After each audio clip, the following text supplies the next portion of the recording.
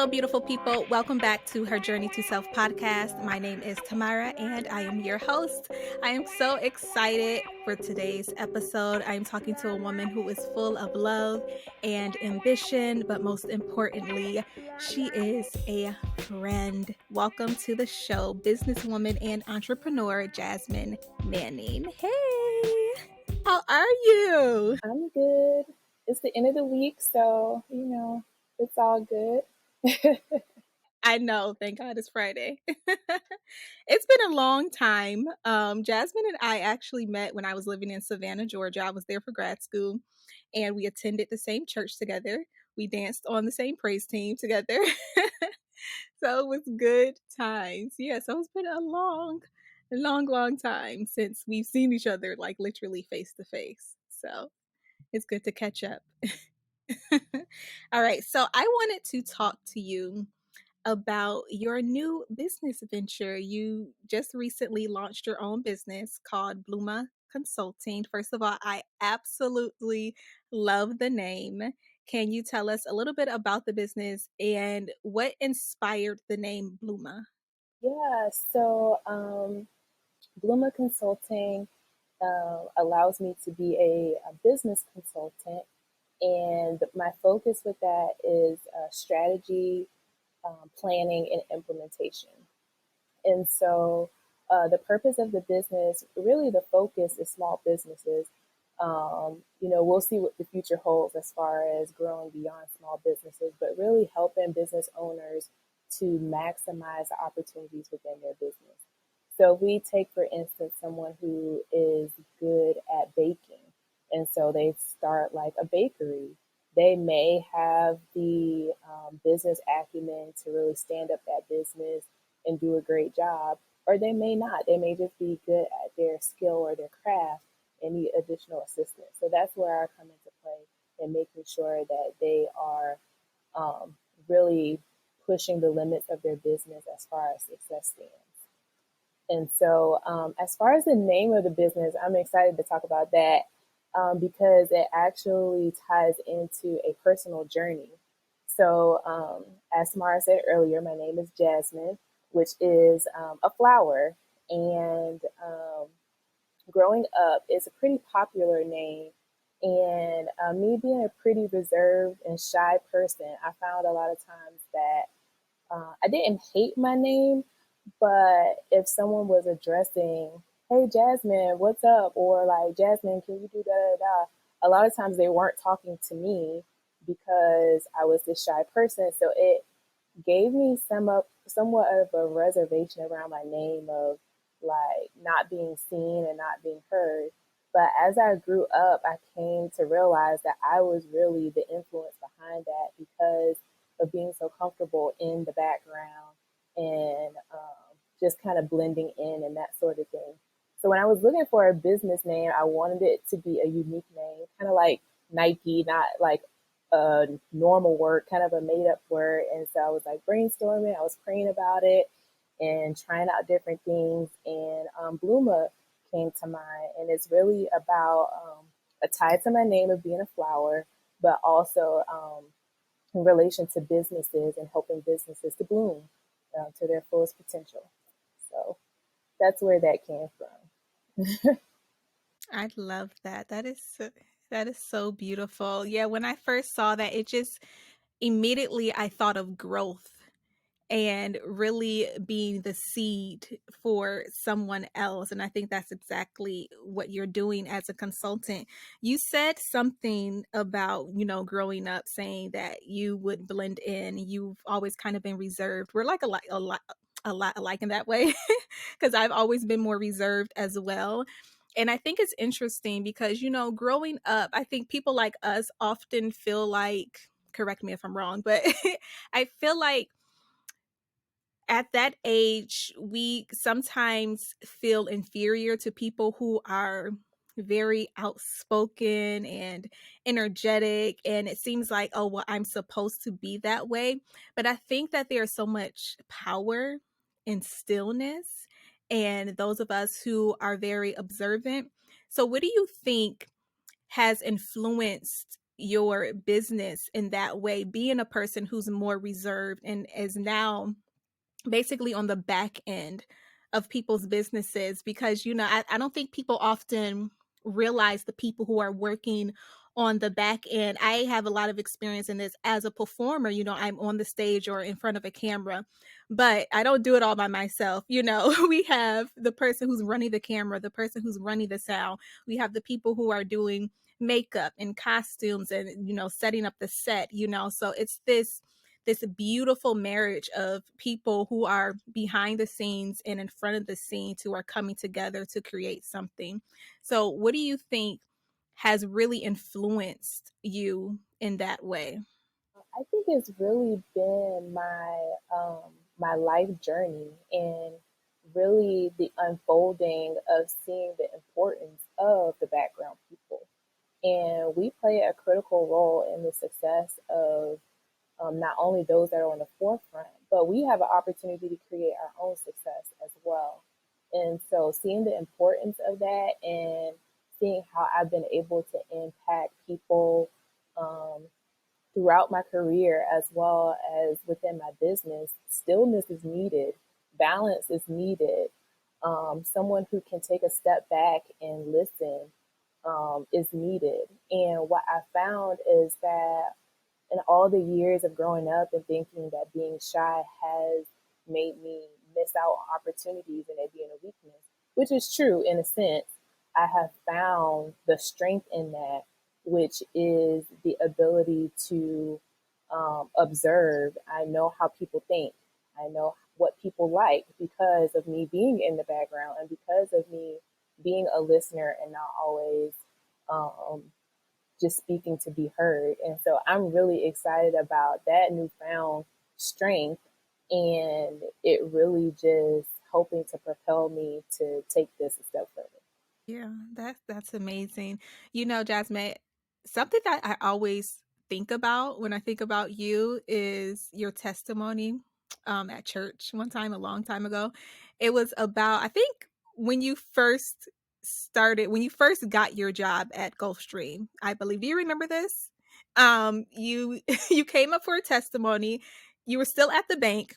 I'm trying to remember the story correctly, but you were still at the bank, and you were saying how you wrote a proposal for a raise at your current job at the bank. Um, but then you got hired at your dream job, and the salary was like double what you were asking for at the bank. But what stood out to me is because you were leading by faith. So you decided to, I think, double your tithe because you were really believing God for something more. And that has always stuck with me. And I know that you are a woman of faith and your faith is really important to you. How has your faith influenced you or influenced your journey so far in your business? And how do you think that your faith is going to continue to propel you forward? Yeah, that is a really good question. And so far, it has been all about faith. And so, in relation to being a more reserved and shy person, it goes into how I operate.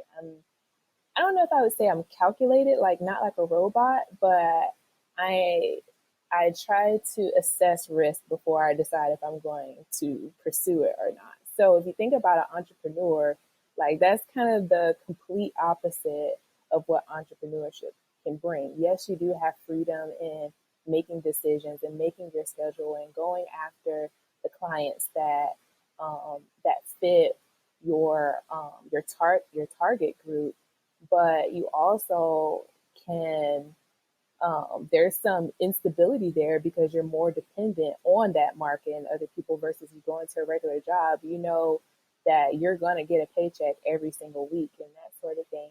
And so I've always been like, oh, I like stability. Like, I'm just going to work this corporate job. That's fine with me.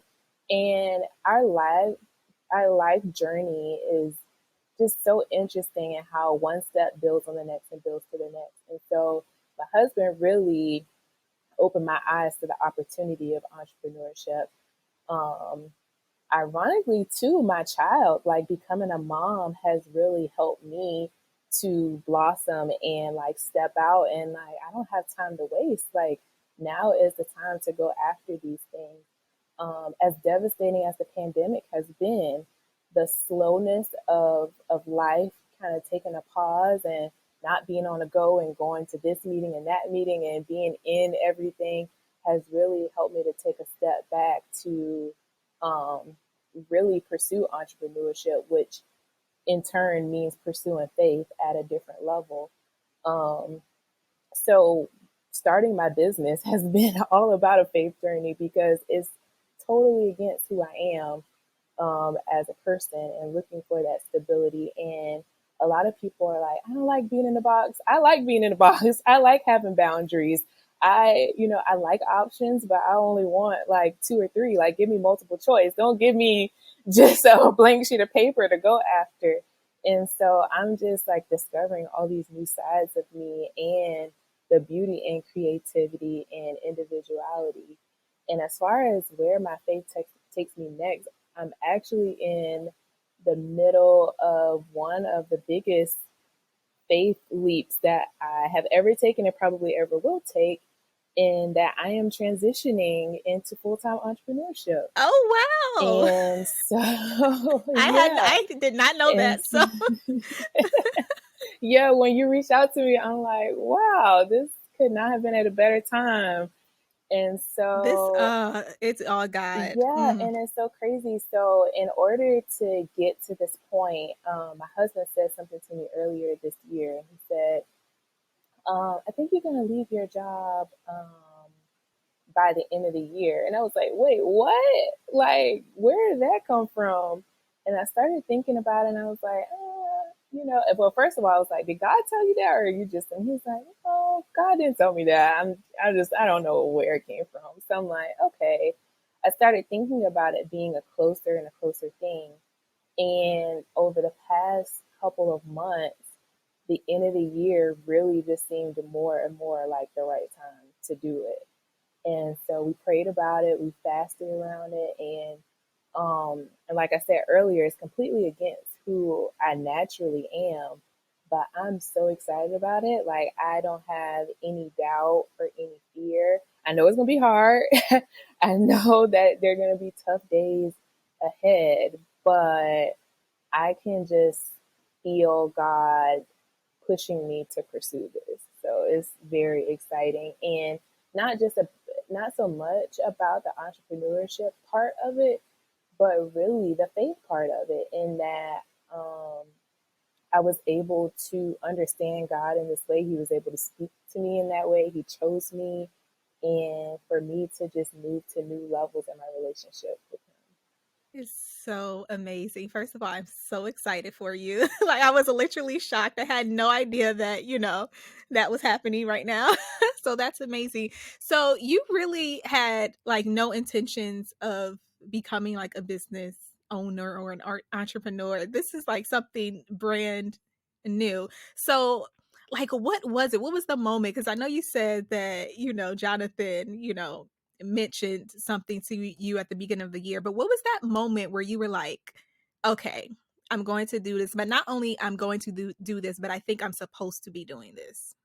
Yes, so it's been a journey. I know I'm gonna be like, she just said journey like a million times on this. That's the perfect word for this podcast though. Yes, it is. It's perfect.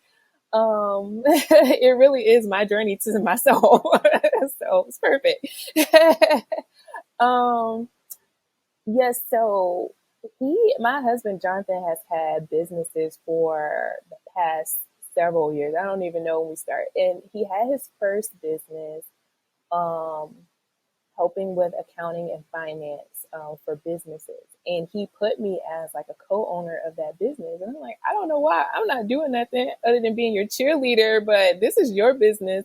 But I really feel like that was prophetic and really opening the door for me to see the opportunity there and what it is that I'm supposed to be doing. And so step by step, business by business, I was like getting more and more involved. And I would be like you should do this and you should do that and that sort of thing. And it just kind of evolved from there. Same thing with my friends. Like, my friends probably get tired of me talking about business because and success, and not just success by money, but just fulfillment or the ability to help people by providing a product or a service.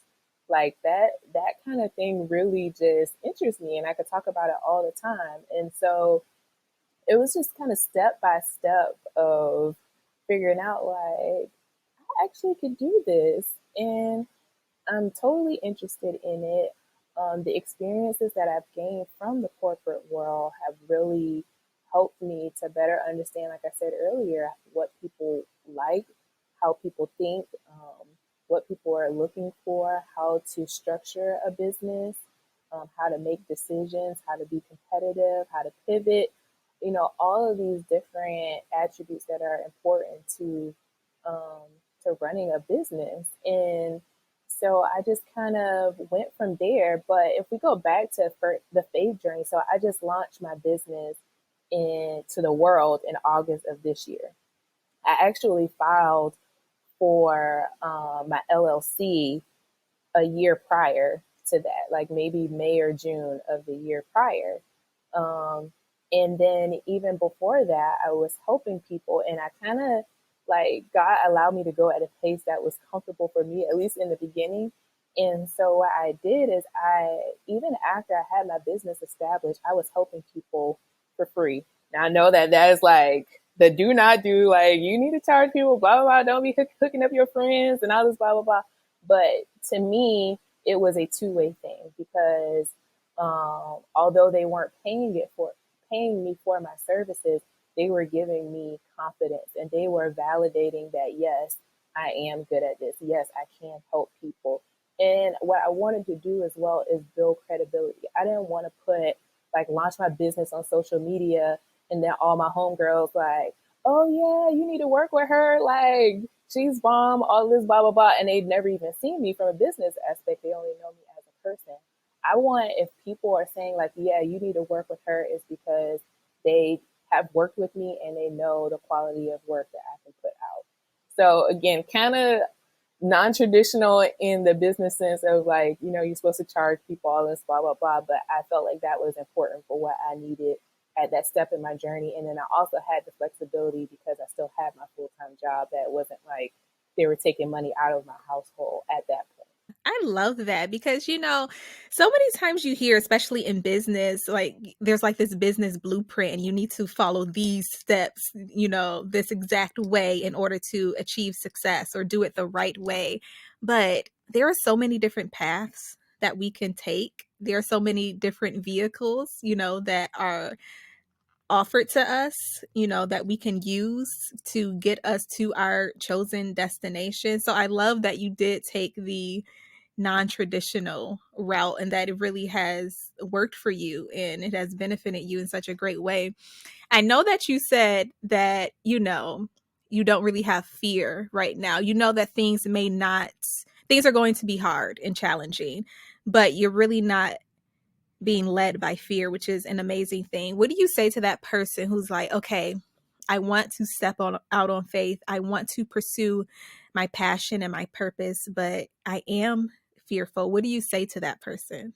I think that it's a process, and sometimes it is okay to be fearful. It's okay to acknowledge that it's there. The important thing is not to stay there.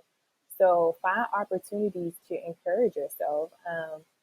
I think in my situation, God and prayer is an automatic and easy, solution. If we go back to someone being a baker, like, if you're like, oh, I'm not sure if I can do that, like, try it out. Go try it out on someone who's going to give you constructive feedback. So, if you got a friend that's always on your side and isn't going to give you the real, then maybe that's not the person to bake the cake for. But if you have somebody else in your corner who's going to give you constructive feedback, like, try it out and just see. Another thing that had helped me that had absolutely nothing to do with my entrepreneurship journey was therapy.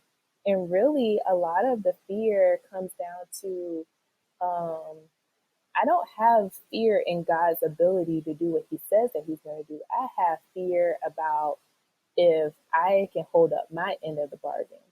But I took a step back a couple of weeks ago, and they're one and the same because God created me, God called me to this. So if he's telling me to go, then my doubt in myself is in turn having doubt in him. So I think that there's a lot of different aspects that can help bring clarity to someone to get to the root of what is causing the fear. Because a lot of time it isn't the lack of skill and knowledge. It's all of these other things that are irrelevant but have attached themselves to that situation that we just have to work through. And then for things that do maybe tie into our skill, we have the opportunity, like the internet makes it so easy for us to learn new things and to pivot and to um, really embrace all these different avenues. And so if something's not working, like don't be afraid to switch it up. Like you shouldn't give up altogether, but there's so many different opportunities to do different things and opportunities to learn. I mean, you can learn anything from YouTube just about. So you have to find credible sources, but there is a lot of good information to help fill the gap of, when we do find ourselves in new territory and rightfully so, may be afraid of where that territory is going to take us. Yeah. That was so amazing and beautiful the way you put that about fear and God, because I'm definitely a type of person who really likes to pull back the layers. So when we're talking about fear, and you say, well, I don't have fear in God's ability, but I have fear in my own ability. But when you really start to pull back that layer, especially as believers, when we say that we are children of God, then that fear that we have in our ability is rooted in our fear that we have of God's ability. And when we put it like that, it's like, ooh, well, I don't want to say that. I don't want to admit that. But if you are truly trusting God, then there should be no fear in the outcome, regardless. And another thing I've really been, meditating on is just faith overall, and understand, because I think sometimes we think that, okay, well, I have faith, I'm holding on to my faith, I'm increasing my faith, but we're always expecting our faith to give us the result that we want. And our faith should be in the result that God says is for us. So no matter what the outcome is, we're still trusting in him. And I think, faith and fear goes hand in hand a lot of the times with, our walk with God, and really just trusting and leaning on him. So I think that that was just beautiful the way that you put that. And something else to add too is that because I have this problem too with like perfection. And I think that that's what fear, part of that too, is like, we know we can do it, but can we do it as great as we think we should do it? And, without fault or without blemish. And I heard something several years ago. I can't even remember where it was from, but it's like, we give ourselves more power than we really do have. Like, I cannot ruin my life to that extent. Like I'm not crazy. So it's not like, pursuing this entrepreneurship journey is going to completely destroy my life. Like, are there going to be some challenging aspects? And even if like I was out of sync with God on the timing to do it, I'm not going to be like, um, homeless with like no food because I was in the wrong timing. If and I know that I am in sync with God, but like if this doesn't work out, like I said earlier, try something else, or I could just go get another job. Like, but you know, but if I even had to do that, that still does not change what I heard from God and His promise for me or His love for me. And so that's something else that I've been carrying with me too, is that I do not have the power to like completely destroy my life. I do have control to make it difficult. Nobody wants to make it more difficult than it has to be. But if the opportunity of that is trying something new and taking a chance on myself and doing what it is that I think God has called me to do, why not? Like, I feel I had nothing to lose. Wow. You know, perfectionism, that is definitely something that I continue to struggle with and try to overcome. Where do you think for you, like the idea or the desire to be perfect comes from? Um, I really value people. And so even as a little girl, like I used to hate getting in trouble. And even when I did, for the smallest thing, I would be harder on myself than my parents would be. And so my mom was like, it's so hard to discipline you because you really do it yourself. Like, so it's just kind of an innate thing for me is that I have such a high value for people that I have equated to doing right by people means doing right, period, which is perfectionism. And even in my relationship with God, it's still something that I have to work through, but understanding that um, God is not interested, or my God's love for me is not rooted in my perfection. Now, my love for him should draw me to want to do the right thing, but it shouldn't put me in a anxious space of trying to be perfect and pursuing perfection. I should be pursuing him, which should then give me the heart to want to do the right thing, but that doesn't necessarily have to translate into perfection. And so that's something that through therapy that I have acknowledged, and something that is still, I don't know that I ever will be perfect at not trying to be perfect, but it is something that I'm aware of, and um, that I just have to keep working at. Yeah. I think I had an epiphany while you were talking just now. And I think that sometimes we can make perfection an idol. And instead of seeking God, we're seeking perfection. And when you put it like that, like, making perfection an idol, you get convicted really quick. So I think oftentimes it's really about just shifting our perspective to help us change that mindset and change that behavior. Wow, that's powerful. So I know that you mentioned that you are a mother as well. um, how has yes, how old is Hayden now? He's too terrific too. Yes, terrific too. We do not, speak on that other term. We're not gonna say that other word. Selah is coming up on 2 in February. And I was literally just thinking that. I was like, nobody better not say that to me, because I am not claiming that over her life or mine. But you mentioned that, becoming a mother also really ignited this fire in you to pursue your business. So how has motherhood influenced you and continues to influence you in your journey right now?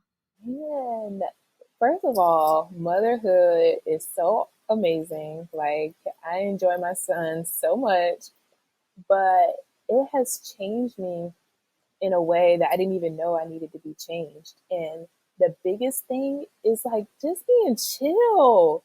Like I said, I like being in a box and having boundaries and all that. And having a child, there are no boundaries. Like, I'm in charge, but I'm really navigating like how to, like, it's kind of like a, I don't know, like a push and a pull kind of thing of, you know, when he was a baby, waking up in the middle of the night. I do not have control of that. If he gets up in the middle of the night, guess who's getting up too? So yes, I'm the parent and I'm in charge, but in that regard, I just have to, let loose. And there's times of like, even down to dinner, for whatever reason, he doesn't want what I prepared. So it's like, okay, I can't not physically like make him eat. So if he wants to have yogurt and an apple for dinner, then at least he ate and he will be satisfied when he goes to sleep. So it's those type of little experiences that are like, everything doesn't have to be so structured. Structure is good. There is nothing wrong with structure. Structure is awesome and it's needed, but I think there's a difference between like rigid structure and just having some control over the situation, but still allowing life to happen, and still for my son, allowing him to find himself and navigate situations and um, express himself and things like that. And so it's helped me to like, oh, I need to do the same thing for myself. I need to give myself space to navigate and to feel and to try different things and find myself. So that has been like the biggest impact for me is the freedom that he has pushed me to find for myself in being a mother. That's the freedom that I'm now pursuing as it relates to all aspects of my life, really. So I think that's kind of a different, obviously, having a child. So, a lot of moms have a new meaning for life and them pursuing certain things and going hard and having different motivation and that sort of thing. So I definitely have that as well. But I think that freedom piece is, it may be unique to me. I don't really know, but that stands out, even beyond the normal motivation. Yeah, yeah. I think all of our experiences as mothers are unique to us, even, if there are some similarities, all of our walks are very different. Um, and it's just an amazing thing to experience new life and to watch new life grow and to nurture that new life. It is one of the greatest experiences of my life thus far, and I know that it has only like enhanced me as a woman. So I definitely agree with you on that. As far as being a woman in business, do you ever, as a Black woman in business too, do you ever think about the impact that you're having not only in your family but in society as a whole? Yeah, absolutely. So that's something that um, has been relevant to me basically my whole life. And the schools that I've gone to, the neighborhood that I grew up in, um, the the different jobs that I've worked. A lot of times I'm by myself as far as um, when you mix ethnicity and gender, Black females, a lot of times, I may be the only one in the room or one of the few. And so the opportunity that I've had throughout my life to um, not only go after things for my own success, but to be an example to someone else, whether it's someone else that looks like me, or to be an example to someone who doesn't look like me, so that they have the opportunity to understand what we are capable of, is something that I do not take lightly at all. So I feel that part of my mission is not only for my personal gain or even for the people that I work with, my clients, for their gain, but it's really a community effort, and that the things that I do can benefit as many people as I allow it to. So thinking about your journey so far, where you've come from, all of your experiences, working in corporate America, but also your experiences as a woman, now as a mother, where you are right now, and then moving forward, what is one word or even a phrase that you would say is representative of your journey thus far and your hopes for the future?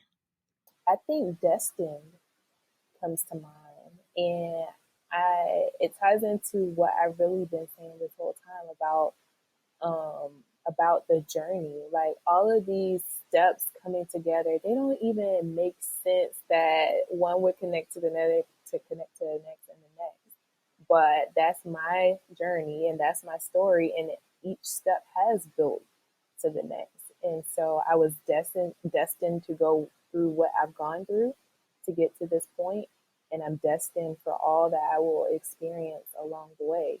And so I'm really excited about it because it's my journey. I think working for a company, a lot of times, a lot of people can be put on a similar path. Like you have a career progression. So if you're in this job, most people in this job go to this one, and then from that one, they're promoted to this one. So a lot of people have the same path.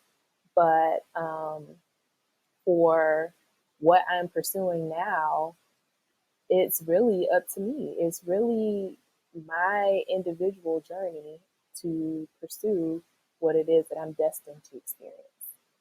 Yeah, that's beautiful. That's amazing. I feel so full just from talking to you today. I feel like this was just literally it was divine, especially when you told me that you are going into entrepreneurship full time, and when I contacted you, you were just like, "What?" Yeah, I think that this was just full of wisdom and insights and just beauty for your journey. I know we keep saying journey, but hey, it's called Journey to Self. So, well, before I let you go, just tell everybody where they can find you or how they can work with you. Yes, so I'm still in the process of getting everything organized to take on more clients. So I've kind of been at my max for the rest of this year while I was still working my corporate job. But going into next year, I'll have more availability. So I haven't done much through social media, but that'll be coming. But in order to reach me, the remainder of this year before all those things are put together, I have a website, bloomaconsulting.com. And Blooma is like how a flower blooms with an A on the end. And, or you can also email me at jasmine@bloomaconsulting.com. Great. I will be sure to put all of that in the show notes for everybody. Thank you, Jasmine, so much for being here today. It was a treat to have you. Thank you. And it was nice to catch up with you. Hopefully, we can see each other again soon and have a play date. I know, hopefully. I know. Oh my goodness, they're going to be like 4 or 5 by the time we do that, probably. Hopefully not, but yes. Jasmine's journey is truly one of faith and understanding that the things that make us different and unique are truly the things that make us impactful. There was so much wisdom and insight in the things that she said, and I hope that you are really walking away with some amazing perspectives that you can apply to your own lives. So thank you so much for tuning in for another episode. Remember that your testimony is not for yourself, it is for the world. Until next time, peace, love, and light.